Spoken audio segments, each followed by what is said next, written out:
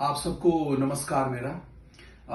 हमने जो पहले वीडियो में जो संभल में हिंसा हुई थी और उस संभल में हिंसा हुई थी और किस तरह से एक विशेष समुदाय के लोगों ने कैसे यूपी पुलिस पे हमला किया था और उसमें कई सारे पुलिस वाले घायल हो गए थे, हमने आपको स्पष्ट तरीके से बताया था। और मैंने आपको ये तक भी बताया था कि 1879 का सर्वे के बारे में जो ब्रिटिशर्स ने किया था। और यहां तक ये भी मैंने बता रखा था कि जो वहां पे जो मस्जिद का जो इश्यू चल रहा है वो खड़ा किया था किसने? बाबर ने। 1526 से लेकर के 1530 तक जितने भी मंदिरों को तोड़ करके जो मस्जिद बनाई गई थी उसमें ये भी एक था। और टू बी प्रिसाइज, जब ये अयोध्या की जो मंदिर तोड़ी गई थी, अब अयोध्या की जो मंदिर तोड़ के बाबरी मस्जिद बनी थी, अब हमने अपनी मंदिर बना ली है, उसी वक्त ये संभल की भी जो मंदिर था वहां पे हरिहर मंदिर, उसको तोड़ा गया था। इंपॉर्टेंट वो नहीं है, आज हम बात करने वाले हैं बांग्लादेश पे। हमारा जो इश्यू है वो बांग्लादेश का इश्यू है। आपने अभी नोटिस किया होगा कि बांग्लादेश में जो है हिंदुओं को किस तरह से मारा जा रहा है, औरतों का रेप हो रहा है वहां पे, मास रेप, बीइंग ऑनेस्ट। क्योंकि वहां पे जो जर्नलिस्ट हैं उनको अपना काम नहीं करने दिया जा रहा है। जो हिंदू जर्नलिस्ट की मैं बात कर रहा हूं, बाकी जो जर्नलिस्ट है वो तो वही करेंगे क्योंकि वो सेम एक ही समुदाय के लोग हैं। मैं आपको बांग्लादेश में कुछ बातें बताना चाहता हूं। इस समय अगर आप बांग्लादेश में देखिए तो सिर्फ 1,30,00,000 वहां पे हिंदू बचे हैं, सिर्फ 1,30,00,000। आपको मैं एक इंटरेस्टिंग चीज बताना चाहता हूं।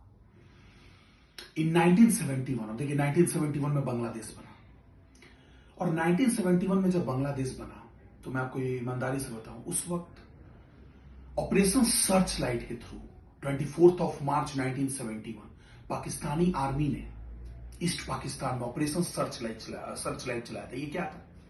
वहां पे हिंदू औरतों का मास रेप हुआ, मास रेप। मैं आपको बताना चाहता हूं, अप्रोक्सीमेटली, सोचिए ये गवर्नमेंट डाटा है, रियल डाटा बहुत डिफरेंट हो सकता है, 4 लाख हिंदू औरतों का रेप हुआ था जो बंगाली औरतें थी। और ये जो हमारे देश में कई सारे पॉलिटिशियंस हैं जो दलितों का चोला ओढ़ते चलते हैं, आप उसमें और डेप्थ में जाइएगा। 1947 में क्या हुआ था?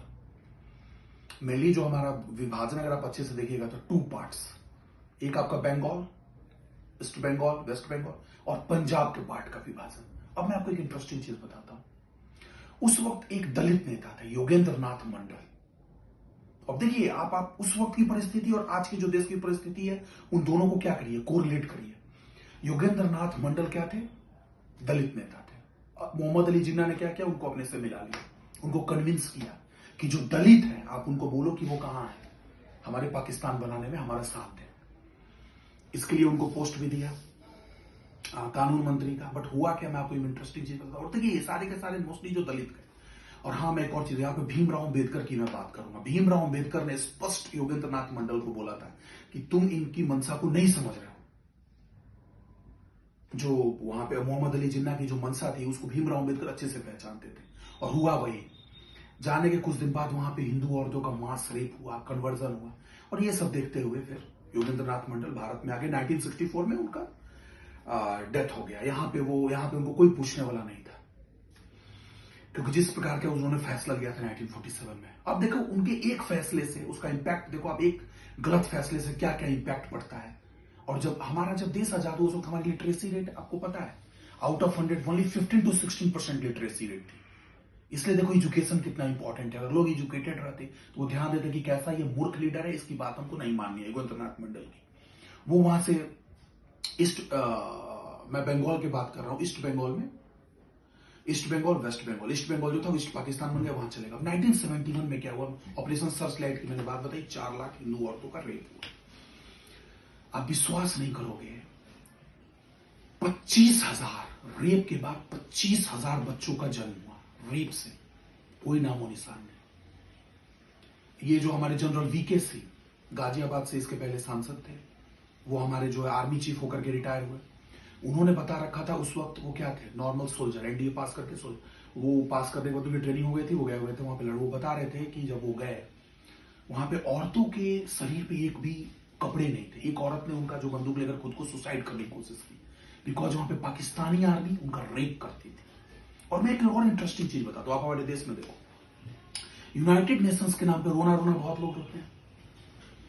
बोस्निया हुआ, युगांडा हुआ, इन जगहों पे जब मैसेकर हुआ, जेनोसाइड हुआ, तो यूनाइटेड नेशंस ने उसको मान्यता दी, हाँ भाई जेनोसाइड हुआ। वहां पे जब 4 लाख हिंदू औरतों का रेप हुआ, तो आज तक यूनाइटेड नेशंस ने उसको यह नहीं माना है कि वहां पे रेप हुआ। आप सोच लो, मतलब हिंदुओं की क्या स्थिति है, क्या रिकॉग्निशन है इस वर्ल्ड में। कंट्रीब्यूशन तो है, अब जीरो का आविष्कार किसने किया आप बताओ। हम पढ़ते हैं ग्रेविटेशन में कि केपलर जो था वो हमारा बताया कि ये जो लॉ ऑफ ऑर्बिट और लॉ ऑफ पीरियड, ये सारी चीजें सच्चाई है कि हम चीजें बहुत पहले जान चुके थे। आप अभी हम देखो कुंभ मेला मनाने वाले, मैं आपको छोटा सा एग्जांपल देता हूं। कुंभ मेला आप क्यों मनाते हैं? क्योंकि जुपिटर जो है 12 साल में अपना एक जो है अपना जो अपनी धुरी पे जो है एक कंप्लीट रेवोल्यूशन जो करता है वो कितना 12 साल में करता है। इसलिए हम कुंभ मेला मनाते हैं। ये बात किसने बताया? हिंदुओं ने बताया। हम हजारों साल से कुंभ मेला मना रहे हैं। हमें कोई बताएगा? हमारा ये कंट्रीब्यूशन है, हिंदुओं का कंट्रीब्यूशन है पूरी दुनिया को। लेकिन प्रॉब्लम क्या है? हिंदुओं को रिकॉग्निशन नहीं मिल गई। अब मैं 1971 से आता हूं। 1971 में अप्रोक्सीमेटली वहां पे पॉपुलेशन क्या थी? अप्रोक्सीमेटली अगर मैं बताऊं तो उस वक्त 1947 में जो पॉपुलेशन थी वहां पे हिंदुओं की वो थी 22%। 1971 आते आते वहां पे पॉपुलेशन होगी 16 to 17%। और आज जो पॉपुलेशन है हिंदुओं की वहां पे सिर्फ 8% है बांग्लादेश में हिंदुओं की। और वो डेली, आप एक बात याद रखो, वो गुलामों की जिंदगी वहां जी रहे हैं। इस वक्त तो कंडीशन इतनी खराब है कि वहां पे इस्कॉन ने वहां पे लोगों को बोल रखा है कि अगर आप तिलक करके निकल रहे हो नहीं निकलो, भगवा पहन के निकल रहे हो नहीं निकलो। और मैं आपको एक और चीज बता रहा हूं, आप देखो इस्कॉन के पुजारी हैं चिन्मय दास, उनको जो गिरफ्तार किया गया। मैं एक इंटरेस्टिंग चीज बताता हूं। 1971 में इतनी भूखमरी थी बांग्लादेश में, इस्कॉन ने जो श्री प्रभु